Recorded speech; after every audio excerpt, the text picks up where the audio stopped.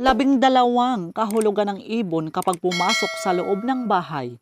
Una, kapag kulay brown na ibon ang pumasok sa loob ng bahay, tanda ito ng swerte, dadalawin ka ng limpak-limpak na salapi sa hinaharap at mananagana ka na sa hinaharap dahil ikaw ang napili ng universe na padalhan ng mensahe ng isang ibon. Pangalawa, kapag pumasok ang puting ibon sa loob ng bahay, ito ay sinyalis na may paparating na magandang balita sa iyo. Pangatlo, kapag pumasok ang itim na ibon sa loob ng bahay, ito ay nagbabadya ng matinding karamdaman o pagsubok sa hinaharap. Maaaring isa o isa sa miyembro ng iyong pamilya ay makakaranas ng sakit o karamdaman, kaya kailangan mong maghanda sa paparating na pagsubok. Pang-apat, kapag pumasok ang nanghihinang ibon sa loob ng bahay, ito ay sinyalis na kailangan mong ingatan ang iyong kalusugan dahil ikaw ay makakaranas ng malubhang karamdaman sa mga susunod na taon. Panglima, kapag ang ibon ay pumasok sa bahay at biglang lumipad palabas, ito ay sinyalis na ang isang problema o mabigat na pagsubok sa iyong buhay ay malapit nang matapos. Magkakaroon ka ng kaginhawaan at kapayapaan ng isip.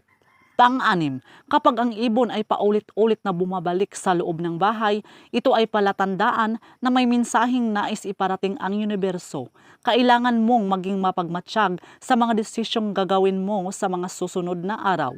Pang-pito, kapag ang ibon ay tahimik lamang at nakatingin sa iyo, ito ay sinyalis ng malalim na pagninilay. Panahon na upang suriin ang iyong buhay at iwanan ang mga bagay na hindi na nakabubuti sa iyo.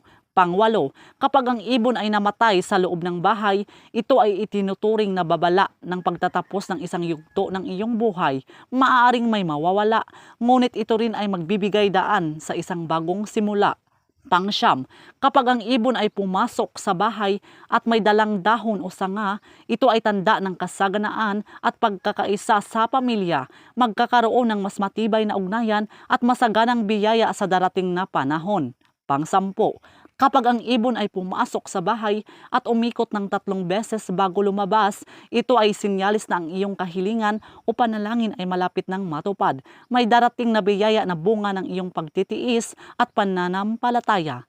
Pang-11, kapag ang ibon ay dumapo sa iyong balikat o ulo sa loob ng bahay, ito ay tanda na ikaw ay may natatanging kapalaran. May darating na mahalagang oportunidad na magpapabago sa takbo ng iyong buhay.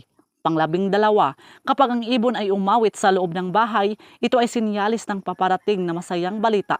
Maaaring ito ay tungkol sa pag-ibig, pamilya at tagumpay sa iyong mga plano. So yun lang po mga kaibigan. So please do subscribe and hit the notification bell para ma-update po kayo sa susunod na mga videos. Maraming salamat.